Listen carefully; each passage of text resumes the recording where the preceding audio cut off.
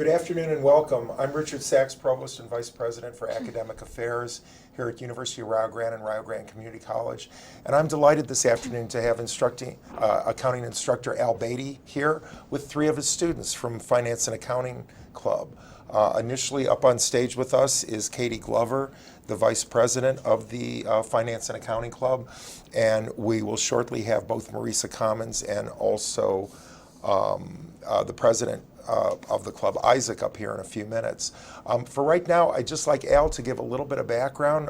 He's been an accounting instructor here for just about a year, and I keep hearing wonderful things about his classes, and I'm wonderful to have him on camera here. So can you tell us a little bit about your background, where you went to college, what your experience is? Sure, Dr. Sachs. Excited to be here. I've been here full-time since January, and my undergraduate degree is in finance and business management from Franklin University in Columbus, and then I hold a master's in taxation from Capital Law School in Columbus. Great.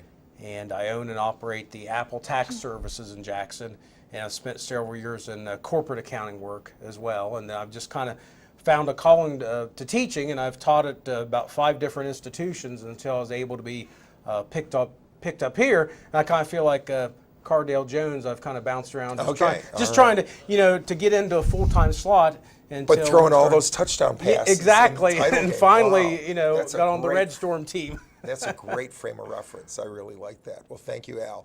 And Katie, can you tell us a little bit about yourself? What high school or previous college were you at, and what are your job interests and job goals? I graduated from Tays Valley High School, and my major is accounting with a minor in marketing. I'm also involved in cross-country and track here at Rio, and I'm an RA in Davis Hall. Okay, great. Oh, cross-country, I got to ask your times. What side of 20 are you? I'm sorry? What side of 20 minutes are you? I'm in the 20s. Okay, well that's good. That's about twice as fast as I could run it anyway. So tell us a little bit more about what Accounting Finance Club does. I always encourage students, get involved, not just in sports, but in extracurricular activities. What is the purpose of the club? Well, it just recently started, so we haven't made a whole lot of leeway on it, but the goal, I believe, is to have more focus on accounting and finance in Rio. As you know, the bachelor's in accounting is no longer available, but I think the goal is to eventually have that reinstated. Okay, good. And so are you hoping to be a CPA in the future or something like that? I'd like to get some experience first, okay, sure. But it's definitely an option. Okay, well good. And Instructor Beatty, tell us about what some of your initiatives are. You always seem to be having another activity with students so that they get real work experience, but can you talk about some of the things that the club is doing? Yeah, my mind is working all the time, 24/7, trying to give experience for the students, but the biggest thing, and we talked about this earlier, but earlier back in August I was on, is the Volunteer Income Tax Assistance Program, where people with incomes less than $54,000 can have their tax returns prepared for free by the students here, and we're starting the training sessions for that next week. And so they will go through a series of modules that I'll be leading along with Mary Leffler, the other accounting instructor. Okay. And so it gives a outreach to the community, a valuable needed service, and the students get hands-on practice. And that's going to start next week. And then depending on how much training, how much more training they feel they need, we'll continue on that and definitely have a refresher in early January as well. And then some of this can be online modules with the IRS website, and then they pass a test at the end of these modules. Okay. And get a certificate. So that's what you call the VITA program? Yes. VITA for Volunteer Income Tax Assistant. And at $54,000, the average income in Galley County is $32,000. So that would mean a lot of people would qualify at 54 and below for that free. I would certainly think so, and I guess they had this many years ago. So I'm hoping to be get the word out and grow this from here on out. Yeah, it seems like a great example of how a university can help its region, even if you're not a student at that institution. Well, that's great. That's great. So, Katie, you're vice president of the club. Did that involve an election or appointment, or? We had a small election on online for the 3 of us that were there that day. Okay. And are you interested in a certain type of accounting? Like I've heard there's cost accounting, there's these various other areas. Are you trying to get a wide understanding of it? I like state accounting, like Okay. federal accounting, Okay. like for the government. Okay. That's my interest. Okay. Well, great. Thank Would you. you tell Dr. Sachs you had a project this past summer, I believe, too, with the government? This summer, I was the state accounting intern for the state of Ohio. Oh, really? Mm-hmm.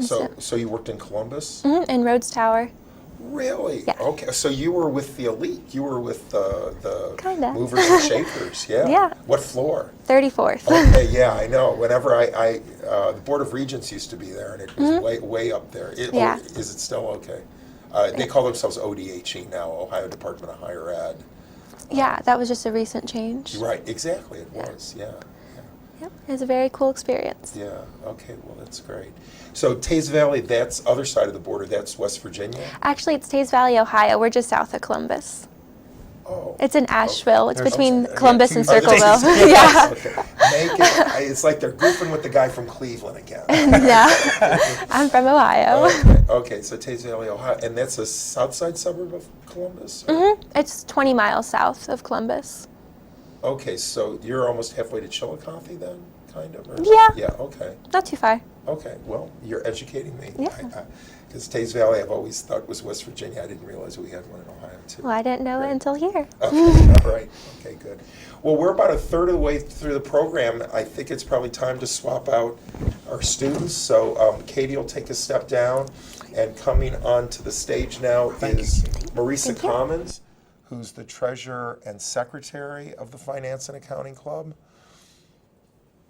And boy, I'll bet everybody's a critic if it's all accounting students and you're the treasurer. I mean, they probably all have an idea about how you should be doing your job, right? Yeah. So tell us a little bit about your background, your high school or previous experiences, and what your job goals are. Okay, I'm from Cleveland, Ohio. I went to Mid-Place High School. It's in. I know Maple Heights. I'm Shaker Heights grad. Oh, really? Yeah. Really? Yeah. So that's Granger Road. Yep, yeah, yep. Yeah, Turney Road. Yep, Yeah. yes, yes. There- we used to go to a movie theater in Maple Heights. Valley View. Yeah. Yep. Is that still open? Yeah, it's still open. Yeah, we still go there all the time. Okay. Yeah. During high school, I was in student council. I always wanted to go into the whole accounting field. Here, I'm a freshman. This is my first year here at Rio. I'm a freshman. I'm on Student Senate, the Accounting and Financing Club, and American Marketing Association.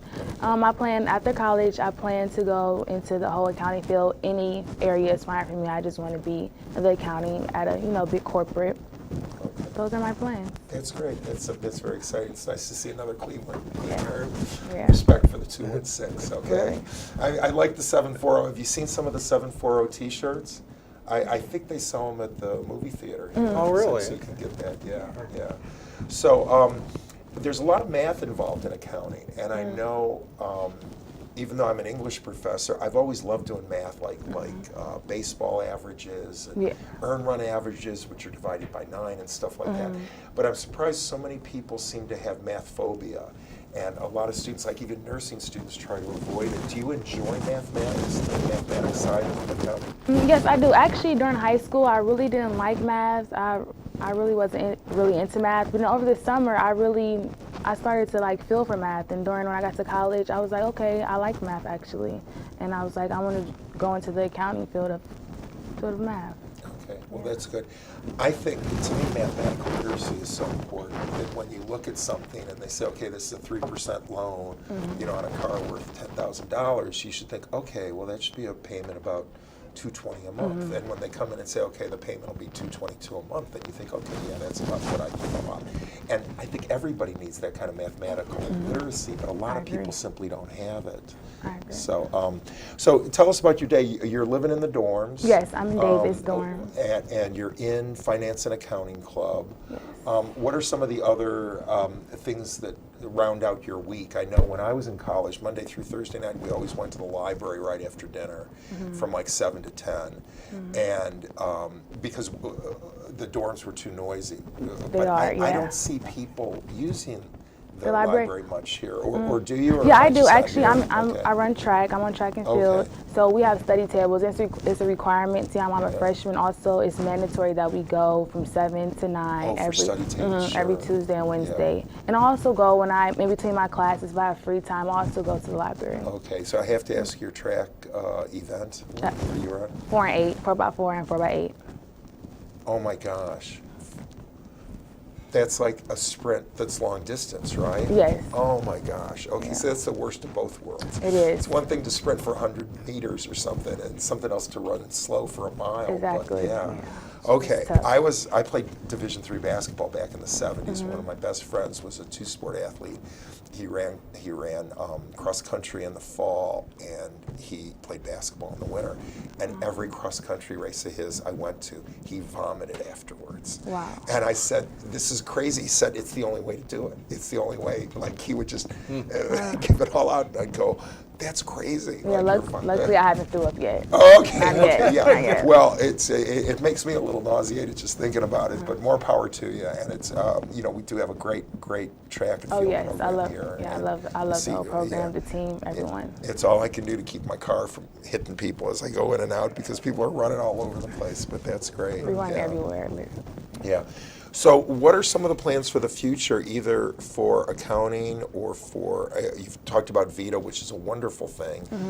This will be the second year you've done that, then? That's the first year. Oh, okay, because First year. you had the idea last year. I had the idea. It just Okay. took several months of IRS approvals to get it going Okay. and get it organized. And yeah, a lot of that's proprietary information because it's people's private financial stuff. Yes, exactly. And some of them may feel uncomfortable Right. having students to have access to So that. it's important to build up that trust. And part of the things, which is kind of odd, but part of the requirement is IRS requires us we cannot make any copies or hold on to any files. We have to give them back to the taxpayer Okay. immediately. So if for some reason they need us to look at something again, they have to bring it in. Sure, okay. But that's part of that privacy requirement. You just look at it as you use it and type it in the computer, and then you give the W-2s or Social Security cards or everything back to the taxpayer. Okay, and what great experience for the students too, because you'll have that experience actually Right. doing things. Put that on your CVs or your resumes. so Right. that Yeah, my people- mom, she works for IRS in Oh, does Cleveland, she? downtown Okay. Cleveland. Yeah. Yeah. Okay. Okay. Great. Well, that's good. So you're natural at it with accounting and taxes, I Yeah. think the way it sounds. Yeah, I guess you could say that. Okay. Okay. Great. Okay. Well, thank you for those comments, Marissa. I think we'll bring Isaac up. Thank you. Thank you for those comments. I don't have his last name. Anders.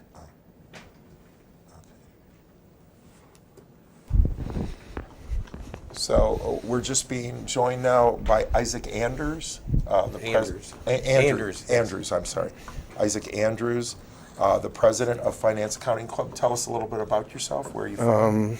All right, so I'm from Nelsonville, Ohio. Okay, Small sure. town near Athens. Near Athens, right? A lot of people here consider me a local because I'm so close, Okay. about an hour drive home, so it's really not bad. I'm here again with track. So all three of us now, the founding fathers, I like to call it, are in track and field. Okay. So we have a very similar schedule. So we've got cross country, And- we've got 4x800, and so you have a baton then too, right? Okay. Oh, that's great. And what's your event? Definitely not pole vault. Okay. I'm a thrower, shot put, discus, Oh, hammer. really? Yep. So you got the Yeah. upper body. Yeah, I like to think so. At least. Okay, the upper body strength. Yeah. Okay. Okay. And what's a good toss in our competitive? Well, the national qualifier mark around 50 feet in shot put, Okay. about 150 feet in discus. Okay. So, And how heavy is that shot put? 16 pounds. Is it really? Yeah. It seems heavy. Okay. Okay. So, what are your job interests and goals in accounting? Well, I've always wanted to use the accounting degree to go more into sports, maybe like a business law type. And I always thought it was really neat, potentially being a sports agent maybe. But then with talk from Mary and just going through the course here at Rio Grande, I really started to find an interest in forensic accounting. And it's sort of a new fad, I guess you could call it. So right now it's up in the air, but definitely something to do with law, tying accounting in with law. So Okay. Okay, well that's fascinating. And forensic accounting again would deal with legal aspects Right. of accounting and things like that. Yep.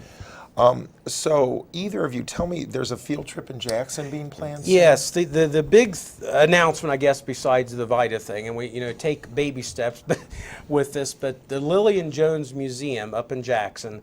My wife and I were over there for the 200th celebration this past summer, and a couple things. We own the building uptown, the Apple Tax Services, which used to be a dress shop, and it's been a dress shop for many, many decades until we bought it. And one of the things in the upstairs, we had all of these canceled checks and journals, just like you did them in the days of past. This is a cash disbursements journal from February of 1947, of all things. And you can see the cost of various things that they paid. Of course, I'd probably have to get my glasses out to really read this now at this point. But it's just really... Here's my bifocals. We could use that as magnifying. Exactly. You could probably kill bugs so you or can something. See Ohio Fuel and Gas Company, they paid $6.95 in February of 1947. Wow. So this is just kind of to contrast it to the way we do things now on computers and Excel. Along with this conversation with Megan Malone up at the museum, she showed me this article. Fortune magazine came down to Jackson in 1939 and wrote an article about the Globe Iron Company. It's no longer in business, and it has all this financial data, and she wanted my help interpreting it. And I thought, why should I, do this when maybe I can incorporate the students into this? So what we're going to do is we're going to help her interpret some of this financial data. There's all kinds of data here. One of the things that they talk about in here is in 1938 where they paid a 6% dividend. So Isaac, as we were mentioning earlier, dividends are, what's a dividend with a company? To water it down, basically just the profits the company shares with their shareholders, And one thing to tell maybe somebody that wouldn't know is your company's not going to pay a dividend unless they're making profits. So that's something to keep in mind. That tells you a lot about the company. They were a profitable company. And it's really neat to see newer companies, like Tesla. A lot of people say, Tesla's a very profitable company today. And I learned in investments class that it's a research and development company. So it's so different than your traditional, and people say, well, why don't they pay out a dividend if they're so profitable? Well, all their profit goes back into research and development. So in the form of paying out a dividend, it makes a lot of sense if you were an ironworking company, why you would take care of your shareholders. Right, and this article's from 1938. This is and 1939, yes. Since 1901, they had paid a dividend, so that's 38 years. And are those generally paid quarterly? No, I think it was paid. It says in here the company started in 1873. Yeah. But anyway, okay, so they have paid it. You're right, 1901. Okay, so Yeah. yes, so this is some of the stuff we're going to help. The students are going to help me to explain to Megan, the Right. manager curator of the Lillian Jones Museum. So I just thought it was fascinating. I thought it would be a nice quick little trip, and then we can incorporate history as well as business and accounting with this trip. Right, and iron, I don't understand the whole process, being an English PhD, but iron is made from coal. You need coal, and I don't know what the smelting process or whatever it is to make iron. So, and this remains a principal coal manufacturing part of the country too, so it makes sense to me that there would be an iron company like that. And what did they make? Are those toy trains or no? This was This is a picture of one of the trains that they used to ship things out. Shipped it up to the Great Lakes and so forth. So, but the one thing that's interesting does talk about it here compared to today. The bookkeeper is sitting up on a high accounting desk, internally journalizing the sales of the company from his day book in the Globe. So this would be like the journals like we have in here, the old time journals, as opposed to the computer software programs we have today. So I just thought it was interesting, and we can help her out as well as expose the students to some history and tie it into accounting and business. Yeah, it's always crazy when I teach literature that's older, and like Sister Carrie, it's 1903, they go to the finest steak restaurant in Chicago. It's $2 for a steak dinner, and so like when you see how small $7.80, $6.95 to Ohio Fuel and Gas, I mean, would that be like a $90 bill now or something? But it's fascinating to see some of these things. That's great. So tell us some of the other advantages of being at a smaller college and being an accounting major as you are. Well, the first thing I noticed is it's just so personal. You know, my older brother went to Ohio University, and the experience he got was more applied. You know, they do a lot of field work, so call it, where here it's very, very personal. You know, the teachers are there to help you. And I think the Cardell Jones reference was perfect when Al came in, because for so many years that I've been here, you know, this is my 4th year, it's been more of lecture, you know, get to know the material, really get an understanding. But now Al and Mary have came in, and it's sort of, to me, a refreshing motivation. So with the new club, we're going to, you know, we've taught you for so many years, now we're going to apply it. We're going to give you some field experience. And, you know, personally to me, like I said, it's new motivation. So it really gives a purpose to what we've been learning for so many years. Okay. And are you in the dorm as well? Yes. Or? Okay. Yep. So all 3 of you are dorm students, right? So tell me something that any of you, even all 3 of you, what are some of the best social experiences you've had here, whether it's Bob Evans Farm Fest or a soccer game or a film series? What are some of the things that have worked for you guys socially? Personally, I think the Farm Fest is wonderful. You know, it's the one time of year that my family gets involved. A lot of my family members come down, and, you know, they always hear about Rio Grande and it's right in the backyard, but it's not always the easiest to find time to come down. And so it's my little time to show it off to them and let them, you know, see what I do on campus. And it's I always tell people it's boring down here at times, but you just learn to love it. I mean, you'll go home for a weekend and just, you'll feel refreshed that you're back. Yeah. You know, and I truly feel that way. You know, it's not the fast city. It's well, really it's a nice. geographically beautiful part of the country. Absolutely. There's no doubt about that. And I do love the Farm Fest as well. Those the guys who are sawing the wood up. It's hilarious what they can do with that. And what I especially like are the border collies. Have you seen those? Those border collies are brilliant. The way the guy he has them herding ducks and also herding sheep. Yeah. And the border collies. I mean, I've got 5 kids, and they're great kids, but I think those border collies are smarter than like 2 or even 3 of my kids. I mean, they're incredible. I hope this doesn't go out in the air. Okay.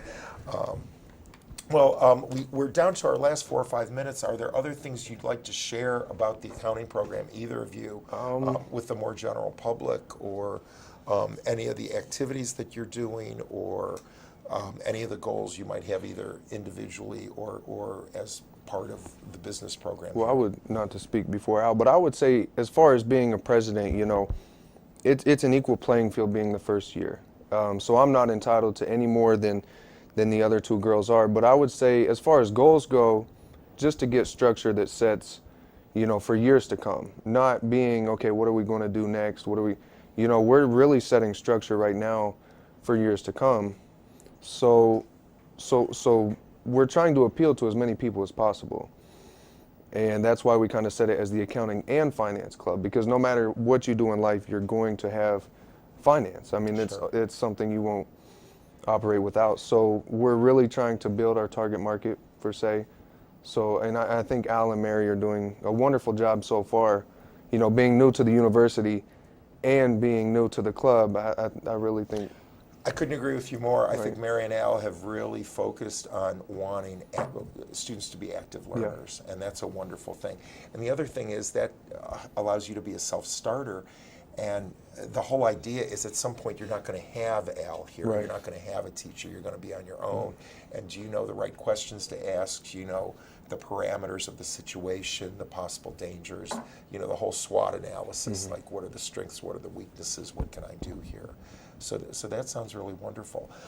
In the last couple minutes, Al, can you talk about the future of accounting? Because I can tell you, obviously higher ed has changed. In the 35 years I've been in higher ed, we've gone from 22% part-time to 50% part-time. That's nationwide, not at Rio. We're still overwhelmingly full-time here. But that's a huge change. My mom and my 2 brothers and now my daughter is getting out of medical school. My mom was a physician. My two brothers have been doctors for 30 years. They're both like, being a doctor is totally different than what it used to be. You don't want to go into medicine. And Megan's still going into medicine, but they've seen so many changes. Every field is changing. I know Sarbanes-Oxley in 2001. That's a big one, yes. But that's only with publicly held companies, right? That's not universal. Can you talk about That is with Sarbanes-Oxley publicly for people held who don't companies, know? but Yeah. yes, that's for publicly held companies. So if your company is not issuing stocks or bonds, you really don't have to adhere to that. But I guess one of the biggest things that I could see changing, because I'm peddling keep up with it, is with the technology. I'm halfway through the CPA test process. I've passed 2 parts. I have 2 more to go. And one of the big questions on the one section was on information systems, because it's one thing, this old-fashioned ledger, I know how to do it, but it's like, well, how does that go into the computer and then up to the cloud and so forth, and then to protect it from hackers? Right. So there's all these other things. I think that's where the future is going to be, is almost to be an IT person as well as Right. an accounting person. Well, and as somebody who's getting older, I am, it amazes me how much social media there is nowadays. And my adult kids have created a LinkedIn and a Facebook site, but I don't do anything with it. I get messages saying, you know, somebody wants to be your friend or something, but except for that, I really don't look at it. And I realize that's wrong, because I dragged should be my using feet it. for a long time, Yeah. and I will say it makes a difference on Yeah. getting the word out. We've used this for this club and for the VITA. I'm putting it out there all the time. Having a web But I've dragged presence. my feet. You know, Yeah. I've been kicking and screaming to the party. Yeah. Well, I always make the jokes of, I don't want to tweet to somebody, you know, I'm on the back porch drinking coffee. Okay, now I'm going inside. Yes. Now I'm going to go to the bathroom. And I literally have friends who do that. And it's like, stop bugging me. If you need to talk to me, call my cell phone. So I guess I have to get more used to that. But it is wonderful being in this kind of environment, because even something as simple as an Excel spreadsheet that we didn't have 20 or 30 years ago, the way I can put numbers in and then it recalcs on its own, and all these things which really seem to help. Well, we're right at the end of our time now. I would like to thank, and they're off screen now, but Katie and Marissa and Isaac. You've been wonderful guests, and Instructor Beatty, a wonderful addition to the Rio Grande community. Thank you so much for coming on and for sharing your perspective and your experiences here. It's been very interesting. Thank you for having us. Yes, Okay. thank you for having us. Okay, thanks. So long, folks. Afternoon.